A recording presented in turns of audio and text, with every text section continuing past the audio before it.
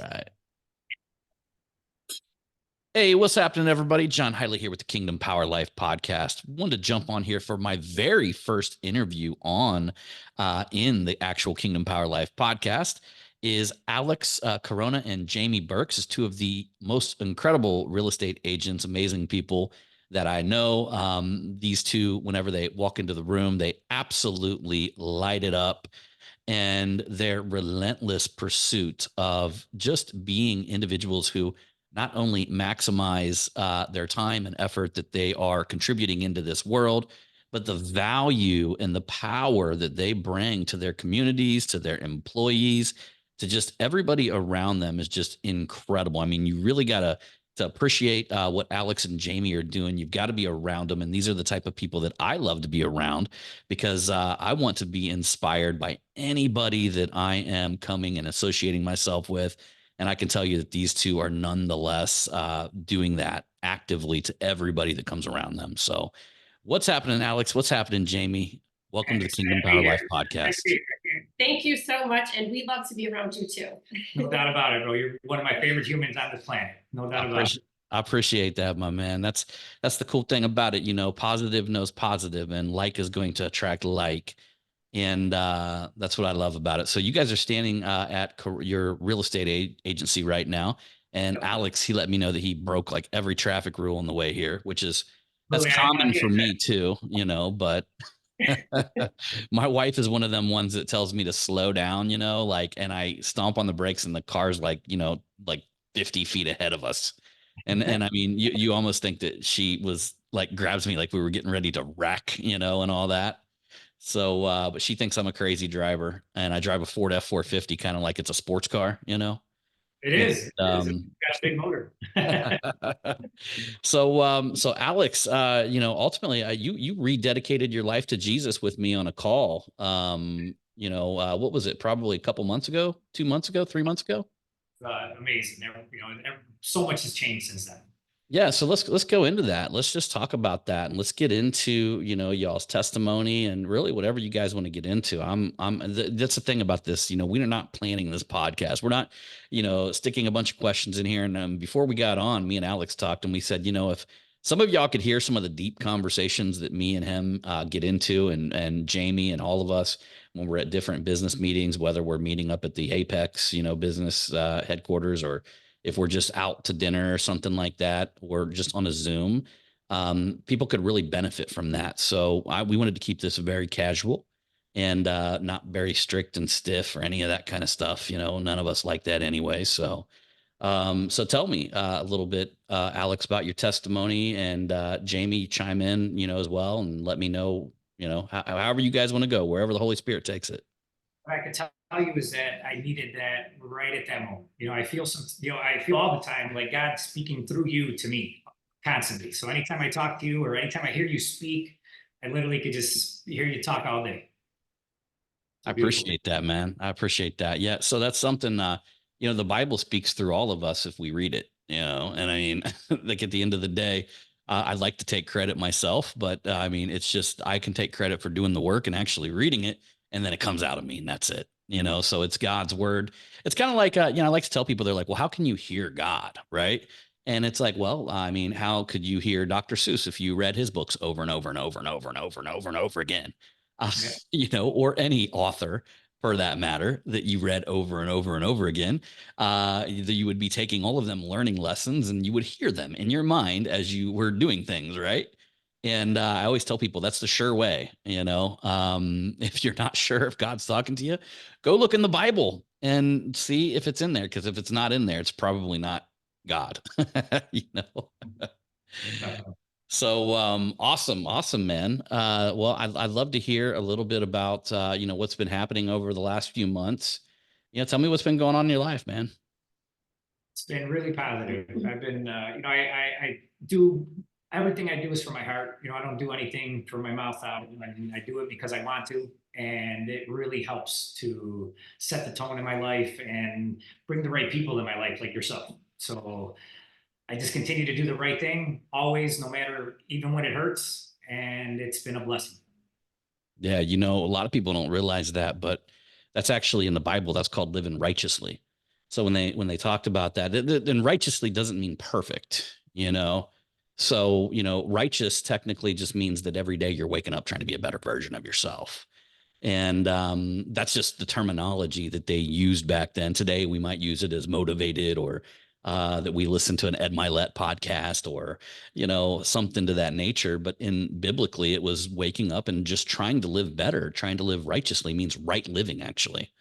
And so that's when I don't know about you, but any time in my life that I've had the best time of my life has been accompanied with particular types of discipline where I've just became a better human. And I can look back at them times and see what I did, that I was so disciplined and I was so focused and I was passionate, and things began to manifest in my life. And a lot came out of that.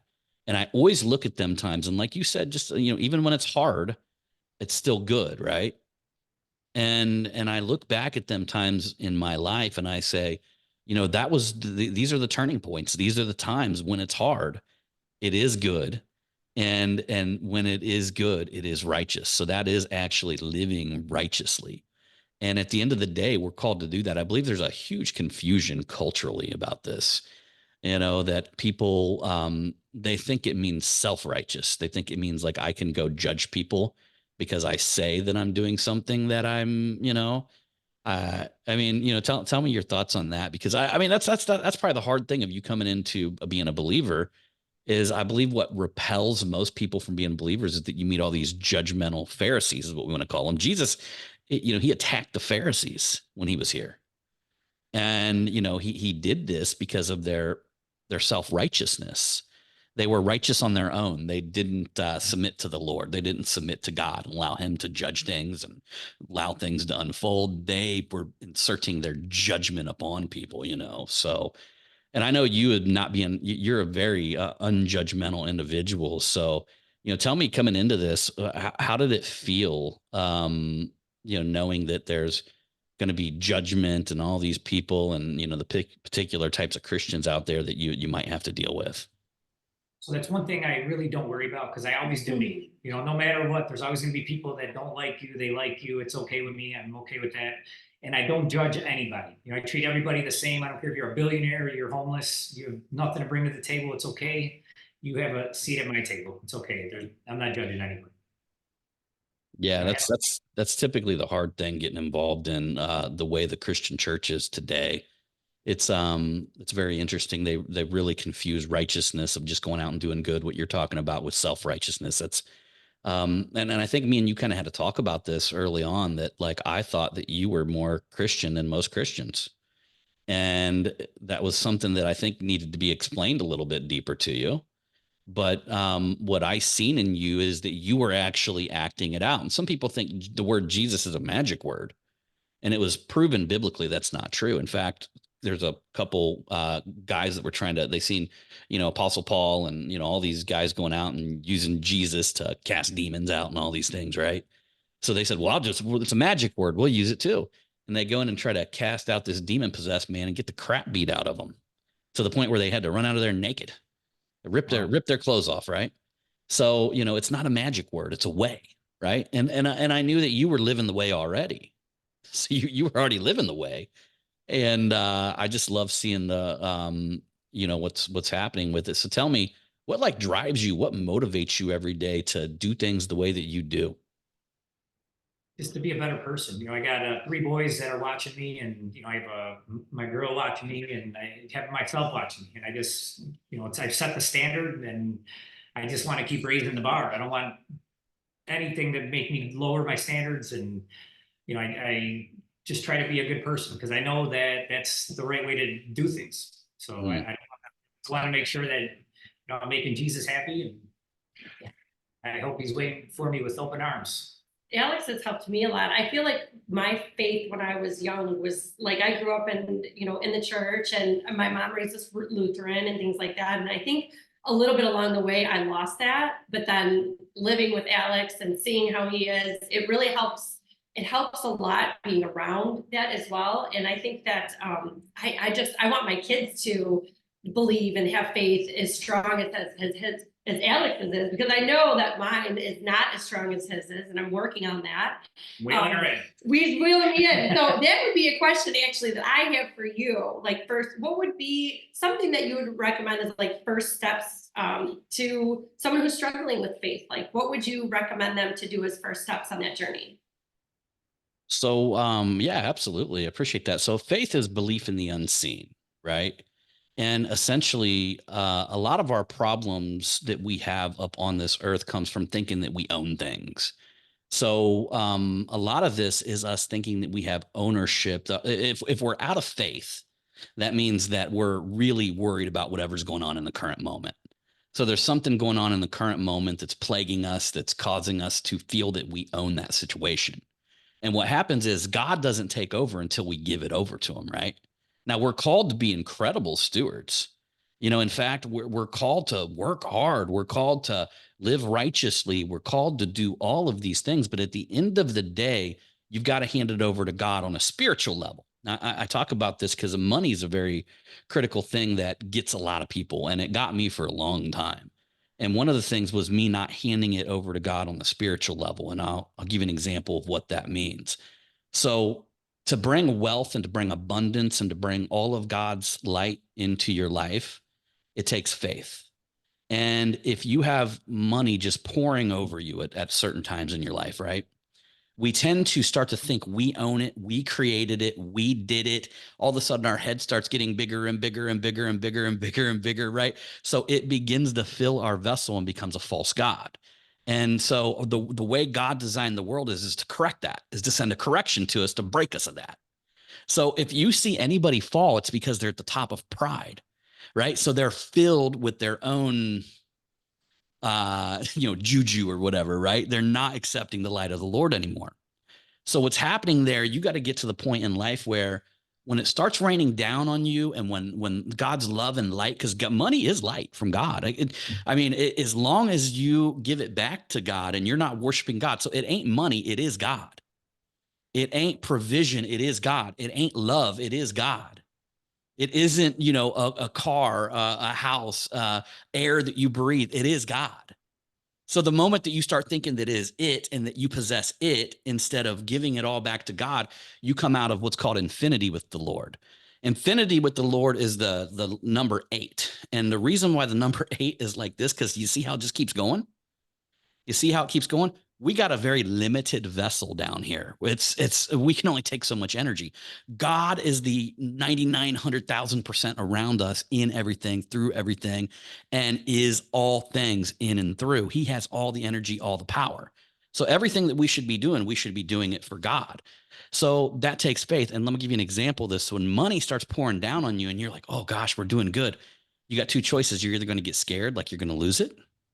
You're going to get big headed and you're going to say, I did it. Oh yeah, God, that's right. I remember him. And so that's the time when you got to cleave to the Lord. And here's how you do it. You do it on a spiritual level. So you give it back to him on a spiritual level. You give on a physical level too. We all know the rules to that. I don't have to go over all that. That's in your heart, but on the spiritual level, you go to the Lord and you say, God, like, I love that you're doing this for me. And I honestly, I want more because it's you. Like, it's not the money, it's you. So I want more of it. And then you go to, but you got to get to the point where you can look at God and say, but you know what? All I need you. So if it was gone all tomorrow, I already know you're leading me. I already know you're going to take care of me. I already know that if it was all gone tomorrow and I was out there on the streets just with my shoes and my one outfit of clothes, I'd be fine because I already know you would take care of me. And so the Lord loves that. And that's when you come into faith with him. And what it does is Jesus talked about this, about worry and how we were supposed to give all of our worries over to the Lord. Well, when you hand them over to him, you get into infinity with him. So he can actually give you more of what it is that you're receiving. Anytime that we get at a point where we just start receiving and that abundance comes pouring in, I used to get scared like I was going to lose it, because I come from a poor background where all of a sudden all this money starts coming in. I'm like, oh Lord, I'm going to do something to mess this up, or, somehow it's going to stop, or somehow I'll begin to start to think I own that situation. Like, that's actually, I was in control of it. When the truth of the matter is the Lord, like everything comes from the Lord. You get money from somebody, it came from the Lord because the Lord created that somebody and the thing that they gave you and the thing that they did. So it's like having the hierarchy of understanding the creator's right here and everything else comes to you through the creator because the creator created everything. So when you get into infinity, and it's a perfect system because our vessel is only so big. God's vessel is limitless. So we can't store all of that light because we'll become filled with it. And then we can't be filled with any more blessings. So you got to empty yourself all the time. That's kind of why, guys, you ever hit rock bottom before? Absolutely. So that's why the Lord steps in when you hit rock bottom, because you were filled with the wrong ideas. You were filled with yourself. You ever heard somebody say, well, you're full of yourself? Well, what else can you be full of other than yourself? The light of the Lord. So when we hit rock bottom, we're emptied. And then finally he goes, oh, I've been putting all this pressure on you because I've been trying to come in.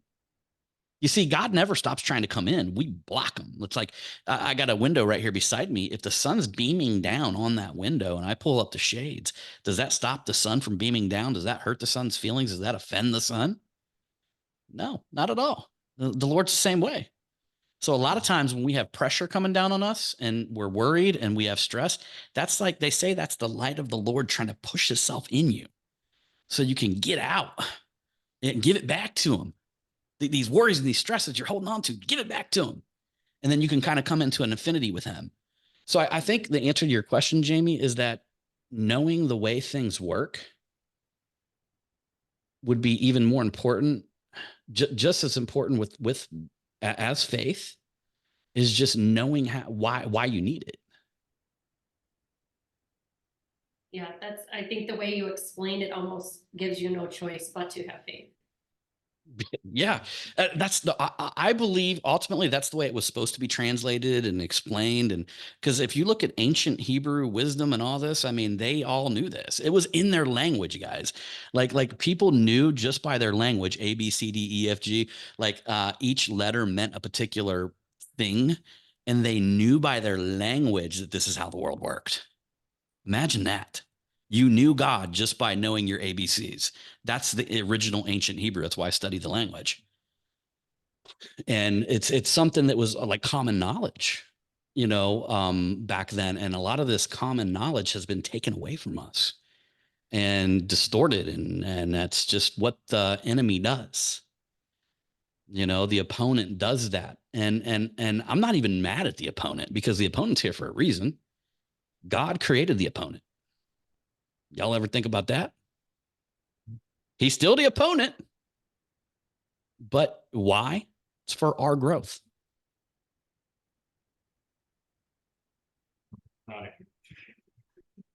Yeah, I've been working on Jamie for a while now, and she sees me.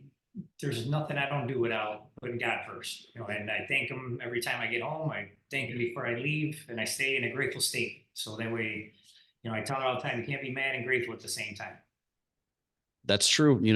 My friend Tom Ziegler told me that gratitude and fear cannot exist at the same time. And gratitude is absolute faith. And, even going back to gratitude, and another thing to answer, Jamie, is prayer. Prayer is amazing. And especially, so one of the keys that you got to understand about prayer is that prayer is not so God can change your situations. Prayer is for God to reveal to you what you need to change for your situation to change. You see, we're all put here with a particular level of issues that we're bound to have. And these particular issues that our soul comes into this earth with are being fixed during this lifetime. If you receive Jesus, they're cleansed, they're fixed internally at a soul level, at a spirit level, but that doesn't mean they're fixed on the physical level. You see, even great men like Apostle Paul struggled with his body, being in opposition to his spirit. He said, my hands would go and do something, or I would go and do something, but my spirit didn't want to, So, and he declared it because we live in a sinful environment. Things are dying. Things don't die in heaven. Things die here.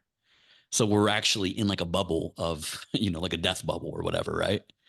But that is for our growth. And if you actually look into biblically, there's a lot of talk in the ancient Hebrew wisdom that Adam came here, which all of us, I don't know if you know this, but all of us were in Adam.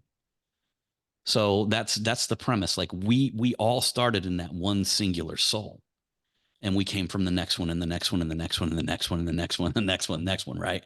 All came from Atom. And there's a lot of talk in ancient Hebrew wisdom that Atom, because in the Bible it says God said, when you eat of the tree, you're surely going to die. So if God said when you eat, that means he was implying that you're going to eat it. Some say that he might have ate it prematurely.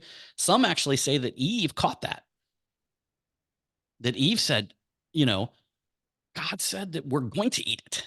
Let's just go do it. And then that's his descension into the lower realm to correct it. The human beings, people are going to realize one day, y'all, that we came here and we did our job. We may be imperfect. We're like God's most perfect, imperfect creation ever. And I think the only way we could have ever been perfect was to be imperfect. But we're going to correct this thing that we're in. I'm not a big fan of the world's going to the negative. I know that can't be true, because nothing that God does is ever going to the negative. It's always going to the positive. There might be some birthing pains getting there, but it's all going to the good. I agree Absolutely, especially with that mindset. There's no doubt about it. 100%. Yeah. That's Yeah. thing I don't like is anything negative around. I don't like any negative talk, negative people, negative energy, period. Gotta go. Yeah. It's so interesting you say that, Alex, because I was talking to a couple the other day, and I was talking to one of the couples. I won't give you too much information because I don't want to reveal who it was, but they didn't like negative talk, about other people, especially. But their significant other would always come and they would always say, well, it's my opinion, about this person. Right. And so this individual comes to me and says, what do I do about this? Here, I don't like talking about, and every time I come home and there it is, and this and that. And you know what I told him? I said, you need to suffer it out. He said, why? I said, because there's nothing worse about being judgmental about somebody being judgmental. Doesn't that negate itself? Right. I said, I said, all you have to do is show up and be the giver and be the light. That's when it's going to change, not when you try to force it to change. Right. So some of that is our thing, is like, we got to show up. And especially if you, I'm a big fan. If I feel pain in the situation, I'm going to let it go through as long as I possibly can. I'm going to let it go through. I'm going to let it roll through me, because it's revealing something about me that God's telling me that I need to fix. I need to work on. And, maybe it's an ego thing, right? You ever been standing at a party and somebody just comes up by you and gives you that sideways handshake, and then goes talking to somebody else, and you're just standing there and you're just like, am I just like here, like standing, right? Like, and they just go and turn and just talk to somebody else. And you just feel like you're standing there and you're looking around like nobody's talking to you, right? In that moment, man, burn it out. Don't pick up your phone. Don't do anything. Just start wishing positive upon them. Look at them and go, and I just hope they have a good life. Oh, God bless them. Love them. Oh, I don't care how stupid I look. I don't care if everybody in this whole party thinks I look like a stupid idiot standing here. Let it burn through, man, because that's the stuff that corrects the old ego. Love is always the answer. Yeah. So, well, tell me about something, tell me a little bit about your past, Alex. Like, what about growing up, man? I know you had a crazy, childhood. No doubt about it. I'm a miracle right here standing before you. Yeah. Well, tell me why you say that. So, I wouldn't be here if, so my dad, 2 years before I was born, he decided to commit murder, and he's been on the run now 45 years. So he's really good at hide and seek. And so I grew up without a father. I actually watched the movie yesterday. It was pretty sad. The mom was the name of the movie? I forgot what it was, but it was in Spanish actually. I had Jamie watching. I'm trying to teach her Spanish, so she watched the Spanish movie with me yesterday. But it was about the mom had the baby, and then she left him with the who she thought was the baby daddy, but he wasn't, and he raised her for like 8 years, and then she comes back trying to take him back. But back to my story. But it made me sad, just thinking about what they went through. 'Cause, it was pretty much just brought back a lot of memories. So I've lived my whole life without a dad, and pretty much just ran the streets ever since I was pretty young. My brothers are a lot taller than me, and I stopped growing because I started smoking pretty young. Smoking weed damn near every day by like fifth grade, and getting all my friends high at baseball. And I was really good at baseball. I probably could have done some of myself, but the weed got in the way. And even so, after I had bringing me back to the Lord, I decided to stop smoking weed. So I haven't smoked weed. I smoked weed for, man, was it about 32 years? Mm. So years straight. And then, after speaking with you, I decided to, stop smoking. So that was one of the blessings that has happened since, we did that. So it's been really good. But yeah, ever since, growing up, I got to the point where, I even had to flee the country. I got arrested, did some jail time. I had to flee the country. They were trying to lock me up till I was 21. I was wanted in Mexico as well. So I decided to flee Mexico, came back. Now I'm wanted in 2 countries. And, it got to the point where I lost hope. I didn't think there was no future for me. And to the point where I knew where my stepdad kept his gun, and I went to find it because I was ready to blow my head off. And thank God, to grace of God, that the gun wasn't where it was supposed to be. Mm. I'm standing here now. Man, that's an incredible story, brother. So my father was in prison when I was born. So a similar story, and I really didn't meet him until later on in my life, only to find out that he's a tough one to have around. He's almost like a danger, to your family and to people around you. So he hasn't learned, his lesson. So I feel the same way in that regard. Interesting enough, the reason why, because I've done a lot of drugs in my past, and I'm very open about that, and at a very early age. Me and you probably would have been pretty good friends growing up, man. So we would have probably found each other and been like, man, it would have been like brother, like we are today, right? But in a different level, at a different mindset. And what that comes down to, because I was talking to somebody about this the other day, and what happens is the devil typically never attacks the relationship between like the mother and the kids or the father and the kids. What he does is he attacks the relationship between the mother and the father, because he knows that if he can remove one of them from the equation, the kids are done. And because what that comes down to is it puts the kids in a situation where we didn't have stability. We didn't have somebody to look at and feel as stable as we really should have as children. So what happens is, where do we look for stability? In drugs. We look for, something to, most of the times when anybody does any kind of drug, and I don't really, I guess it depends how you use weed. I think anything can be addictive, and weed can definitely be addictive if you've got to use it all the time, or you've got to use it as a crutch, all the time. I don't think it is in some medical uses and stuff like that. That's all per individual, totally different podcast. But, that being said, it is reaching for the light. And the biggest problem with it is it has anything that's an addiction is kind of like a fake light. Like you get it and you go up a little bit, but then you live a life where you've got to come down and you lose it. And puts people in a life of like ups and downs and things like that.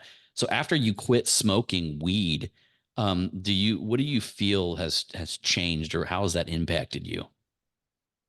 So I'm definitely a lot more clear-headed, and I definitely feel like it's impacted me. I've had a lot better life with my girl, my kids, my life period. I'm not wasting my time, chasing a high.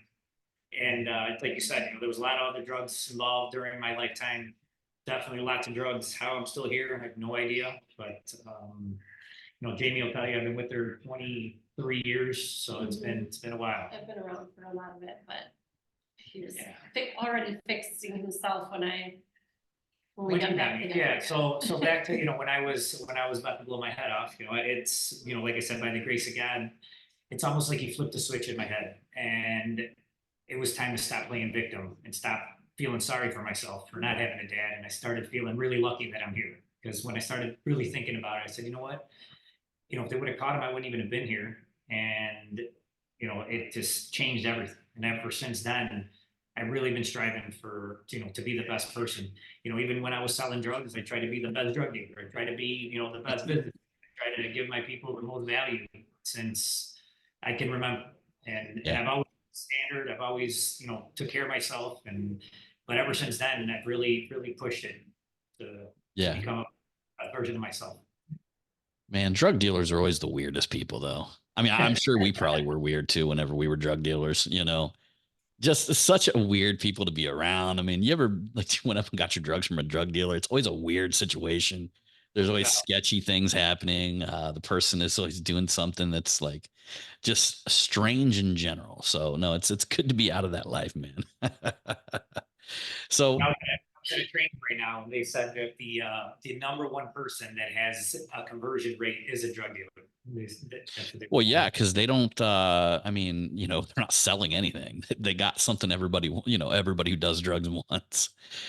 I'll tell you a funny story. I actually hired my brother-in-law who was a drug dealer at one point, and I had a line of automotive products that, when the car dealership tries to sell you the coatings on your cars and all that stuff, we had a line that we were bringing into the state of Ohio. So I decided to hire him. I'm like, well, he used to be a drug dealer. Maybe he could sell this stuff. So I was very young. That's how naive I was back then. And he actually went into a car dealership and tried to sell it.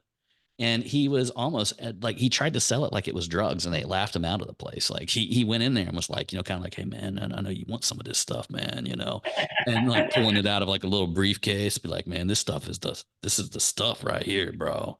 And that was his whole sales pitch. And he came to me all startled. He's like, dude, they like laughed at me, man. And I'm like, well, what did you do? And he told me, I'm like, bro, it's not drugs. You can't sell that like a bag of weed, man. And but it was kind of hilarious to see that he actually tried to do it that way. So it was definitely worth a little bit of embarrassment I had there. Yeah. So let me ask you guys, so you guys met, did you say 22, 23 years? Well, I've known her even longer. We went to like grade school together. Like That's 7, 8. amazing. That's awesome.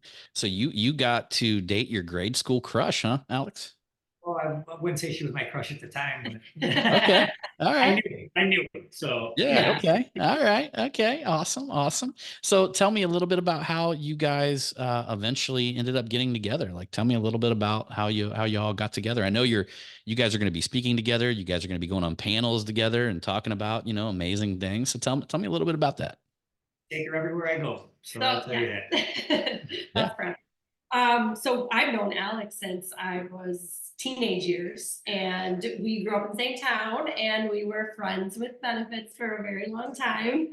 And it got to be shortly thereafter, he had his first son, which is my stepson. He had him in 05, and I moved in with Alex in 08. So we started to get together where we're like, okay, we're going to be together, just me and you now. We've been through all this other craziness. And we've remained friends, surprisingly, even throughout that time. So we've always been super cool with each other. And about 2007, 2008, I moved in, and that was it. Ever since then, he got, at the time, the market just crashed in real estate. So I got in the car business. He got me into the car business, and that's what I did while real estate was down. And then 2015, opened up our company, had a couple kids together, and the rest was history. Man, that's amazing. Still working on lots of things together, but I grew up so differently from Alex. My parents are still married after 52 years. And, I definitely did not grow up on the streets. I was around drug dealers, but I did not deal with them myself. And I've been through a lot of his different phases of things and saw what a difference he's made in his life since those years. And it's just amazing. Yeah. Every day for doing everything that he's done. So he still teaches me so much, Sometimes I tell her stuff and I have to come through. That's it. It's the bottom line. If I tell her I'm going to do it, I got to do it. It's one of my core values. So even when I told her I was going to stop smoking, even I thought to myself, like, I got to do it. Like, there's, I said, and I'm I going to do kind it. of stay quiet. I'm just supportive, whatever he's doing. She definitely has my back. Doing it, then I'll support that and when he asks for my opinion, I'll give it to him, and just whatever he's doing, I just stand behind him, I couldn't be more blessed. God definitely looked out when he sent Jamie my way. There's no doubt about that. And That's we're awesome. two different kinds of people, so it works. Yeah. I don't know, and vice versa. Vice versa, yeah, literally. And I stay in my lane, she stays in hers. We talk about some stuff together, but I trust her with my life. So it's a beautiful thing. It's interesting because in relationships, typically you do end up with your opposite. My wife is quite my opposite. I mean, in a lot of things, and just little things, in ways that we do life, and in ways that we just communicate, and about every aspect. Me and my wife are quite opposite from each other. And the truth of the matter is that God puts us in these relationships to actually make our souls better. I always say this: the only reason that even relationships even exist is to get us closer to the Lord.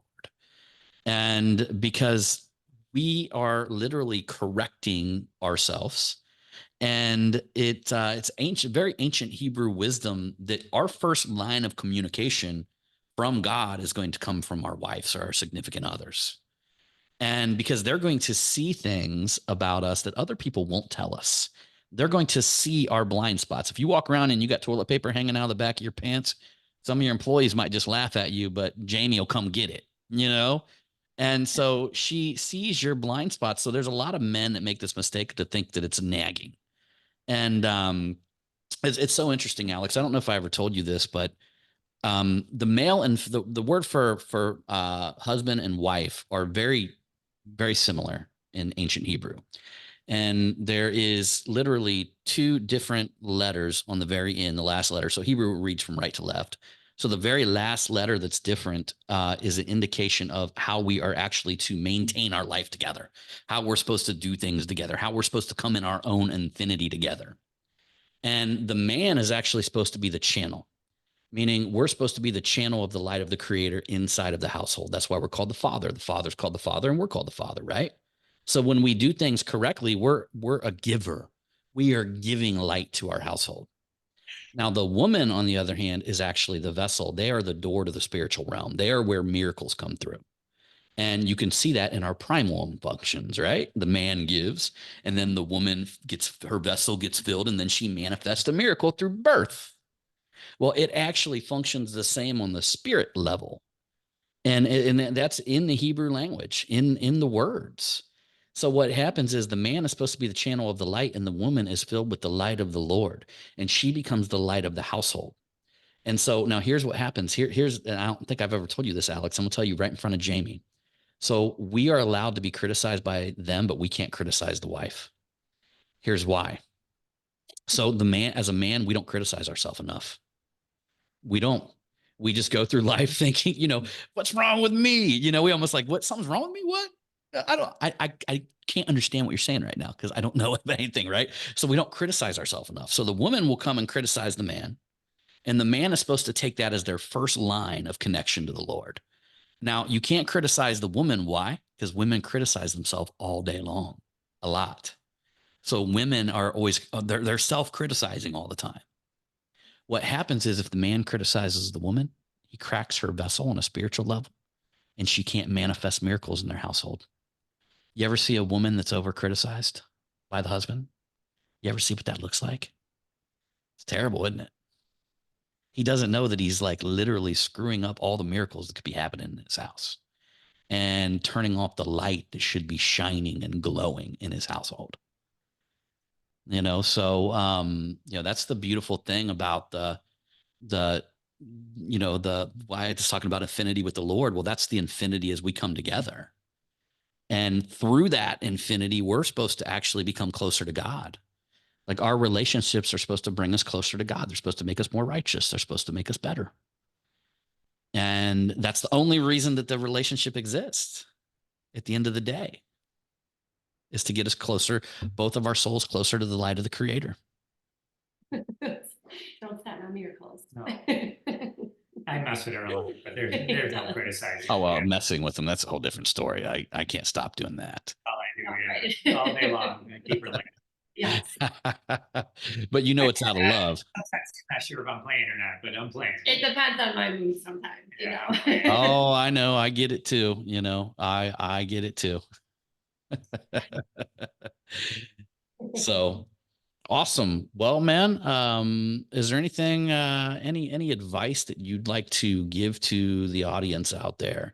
You know, especially if there's somebody in sales and real estate, you know, or just somebody as well who I'd like to hear from both of you about just working with each other, you know, having the dynamic of being a couple together and working with each other. You know, any advice that you can give? I believe this is a huge hot topic out there. I feel with us like working together, I think as long as you can control like emotions in your mind, you can keep the lines of communication open. Because with us working together and having a household together and having kids together and having to solve problems together and make plans together and set goals together, we have to have a lot of clarity, because if you don't, you're just going to bombard everything that's going on with argument. So I think communication, you have to allow to one to speak, and you also have to be willing to listen often. So that would be my most like recommended thing for being in business together. In terms of business, I believe that once we shifted our business focus to always showing our agents and our partners, everyone who we work with, that you have to give first and then you receive. I think they see that through everything that we do. So we give a lot to the community. We give a lot to agents. All this training that we get of all these, you know, mentors that we're around, such as yourself, we come back and we give that information to our partners and to our team members, and they see that they're getting that, and then they give as well. So, and then they become, you know, more successful than they were when they first walked in here. So that's great. I love that giving attitude. So, and on my end, I would say you have to be very coachable. You know, Jamie is literally my best mentor I have. I learned so much from this woman, and it literally gives me anxiety when I'm not around. So I love being around her, and I love working with her. She's a great mother. I'm very lucky. My kids are very lucky to have her. And, you know, if I could just be more like her, I would, you know, die happy. So, well, thank you. But that definitely has to be, you know, you gotta let the person in and take advice from like you said, you know, she's the one that's, you know, keeping the household going, and I know that if she's saying something, I need to do something about it. But also with me, like, I feel like of all the people in my life, I've learned the most from Alex, and which is interesting because I've gone to school, I've gone to college, I have a bachelor's degree. I didn't grow up a tough childhood. And then here's this guy, he dropped out of high school, he went to jail, he lived on the streets, but he's got like the right heart, like the perfect heart. And that actually will teach you more than any textbook will ever. You know, I think so. There's no doubt. I love if, you know, if I could tell somebody in business, do every single thing you do from your heart. That's it. This is it. Love is the answer to it all. You can, if you got to decide, do it from your heart. As long as God knows why you're doing it, that's all that matters. You don't need to get thank yous. You don't need appreciation. You don't need nothing else. As long as He knows what time it is. So that's your answer. Bro, I love that so much, man. And I love your attitude on that, because that is the truth, you know. And you know, so many people they think that they're giving, but they're not really giving, and so they give with intention to get something in return. And that could be also, you know, respect, and it could be you know, they want, you know, just something, right? And it isn't till you give with no agenda that you actually get what you want. That's the way the world works. So when you finally give up and you say, you know what, I'm just going to do this to give and to show up like the light of the Lord. So what you're actually talking about doing there, right, in that situation, Alex, is showing up like God. Like that's you being the channel of God in this world, because God can only give. No, God, that's all God does is give. And so like there's nothing that we can give God. A lot of people think, well, you know, he needs our prayer. God doesn't need any of it. He just gives relentlessly. Like God is so powerful that that's all he has. He doesn't lack. So you can't, how do you give somebody something that has no lack? Right. So when you actually come with through that perspective, you are doing exactly what I was telling that a father is supposed to do in a household, and bring that light of love into the door and shine it inside of your household. And so that is you showing up and representing what God looks like shining through you. And it's incredible and it's powerful. And it's the one thing I believe that makes you so magnetic as an individual in general, because everybody wants to be close to the light. Everybody wants to be close to somebody who doesn't have a hidden agenda, you know, isn't doing it to manipulate or anything like that. And I know there's a lot of that down here on earth, and we're not trying to act like we've always been saints or anything like that. But I will say that just to see that your heart is in that place and then you understand that is really the power of the Lord shining through you. And I mean, all things are going to be possible because you are doing exactly what God told you to do. You look for the kingdom of God first. You know what I will, you know, I believe we only got one choice every day, Alex. I believe when we wake up, it's not, you know, do this, do that. I believe the only choice that we have when we wake up every day that we really should be focused on is that how do I bring the light of the Lord into the earth today? How do I do it? And you know what, God, I'm not asking to do it alone. I'm asking you to give me strength. I'm asking you to show me. I'm asking you to guide me. And when you start walking like that, God will guide you, God will show you, and God will use you as a vessel to shine his light, just as you spoke of right there, into this earth. You know, I It's say such a, we could change the world with random acts of kindness every single day. You know, even if it's for one person. bro, you ever heard the torch principle, Alex? Yeah. My buddy Mike talks about this. And so the torch principle is when your torch is blazing and you're out there and you go out there and your torch is blazing. In the Bible, it says we're like a city on a hill that cannot be hidden.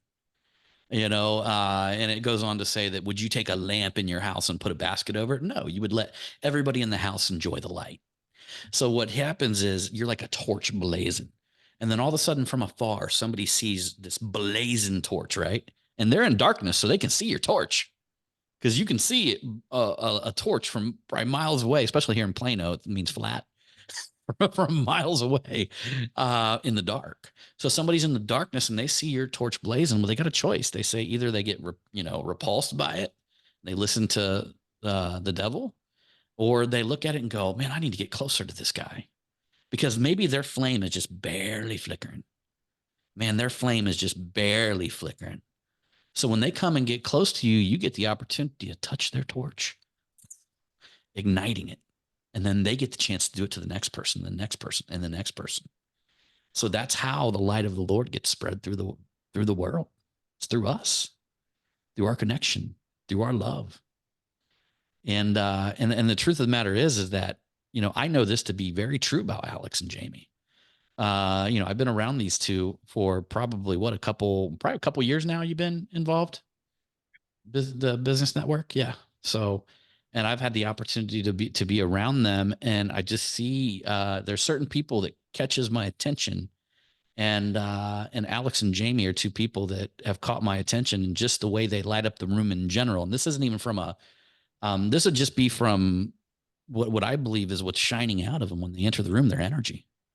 You know, I could tell from immediately that your energy was lighting up the place, and it was something that I knew I needed to get closer to. We thought the same thing about you, bro. Yeah. Literally. We say the same thing. You and your girl both. We're like, I just love being around them. I just like, you just feel good after we have a conversation with you and your wife. Appreciate that, man. Well, that's us getting ourselves geared up. We're like soldiers getting ourselves geared up and to take, you know, the world back from whatever this negative thing is. It's taken over a lot of people's lives, you know, keeping people in pain and keeping people in darkness and, you know, all of these things. So we get the chance to be that example. I say too, God, keep going, and God will give you what you need when you're ready for it. And I felt like that's what happened when you came to my life. Like I literally needed to hear everything that comes out of your mouth. Like It's interesting when you're ready, the right person comes along.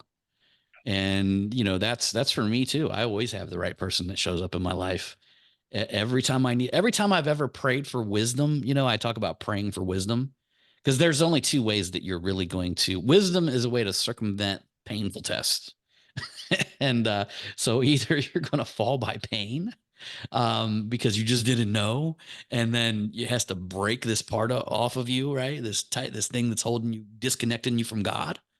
Or you can have wisdom. Wisdom can come to you, and you can just circumvent these painful processes that we don't want to go through them, obviously, right? And although we're all going to face some sort of pain, if we can get it through wisdom and go up a few levels before we face that pain, it's even better, And but every time I've ever prayed for wisdom, God is he's brought me a person first, so I've found the person that I needed to hear. And then he's highlighted things in his word to me. He's got what's called, when you learn something through God or through a person or reading the Bible, it's called revelation. And what that means is it's just been revealed, like God revealed it to you because you're ready. You're ready to handle it. Yeah. Your vessel has been expanded. You can handle more light. You can handle more information. And, you're good to go. Going to be more right on that. There's a lot of people also, Alex, that say, well, why doesn't God just give it to us all together? Well, because we couldn't handle it. There's a certain level you got to realize is that you can only give people what they're ready for. Say you're not ready for it. That's why. Yeah. Totally. Yep. Example. People try to disagree. Well, you said you guys got a 15-year-old, right? 18, 85. 18-year-old. Well, go cut him $1 million check. Yeah. Go buy him a Lamborghini. Nope. You see, the father of the house is saying, no, they're not ready for that. They're not ready for that much light. That's the same way the Father looks at us. Think about that. Mm-hmm. Think about that.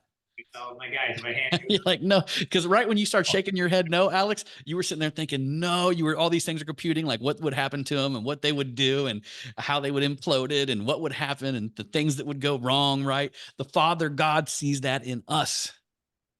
Absolutely. Sees right to it. So there's a certain level of development we got to do internally before God says, okay, now you're ready. You're not going to go screw your whole life up with this, money or career that I'm about ready to put into your life, Yeah. You're definitely right about that. I used to say it even before I made it. I love the look on your face when I said that. Go write him $1 million check. You were like, oh. And sure, I would say the same thing with my son, He wouldn't even take it. He'd say, Dad, he wants to do everything himself right now. You don't want. He's got this. So, that's the way mine is too. That's the way mine is too. We tried to give him a $100 bonus the other week, and he was trying to deny it, and we had to force it on him. How Dre is. How did we ever get so lucky to have children like that, bro? I was a bad kid. All God, I'm telling you, it's all God. My whole life I was hearing, oh, wait till you see your kids, they're gonna be worse than you were, all this, all that. Oh, I heard that too. By the grace of God, he's been a good boy, man. I can't thank God enough. It's amazing, Alex and Jamie, man. I appreciate you guys. We're getting at the top of the hour right now. So is there anywhere that anybody can connect with you, whether that's your social media or a website or something like that, anybody could go to and find out any? You can search me on any social media, Alex Corona. You can call the number that changes lives, 708-925-2352. You can find us on the web at coronarealtygroupinc.com. Yep, search me on the web, Jamie Birks, and my cell phone's the best way to reach me, 708-259-6242. Man, John, I really appreciate it. Thank you so much. Literally. You guys are like Mike Jones. You have your own number. Remember how Mike Jones had his own number? He sung on his songs?